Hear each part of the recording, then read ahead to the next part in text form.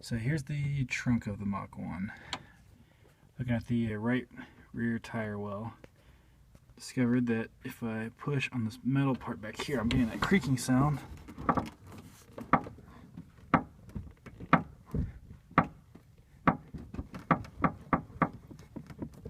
Doesn't take much effort, but it's coming from right above the wheel well, just to the right of where that hole is.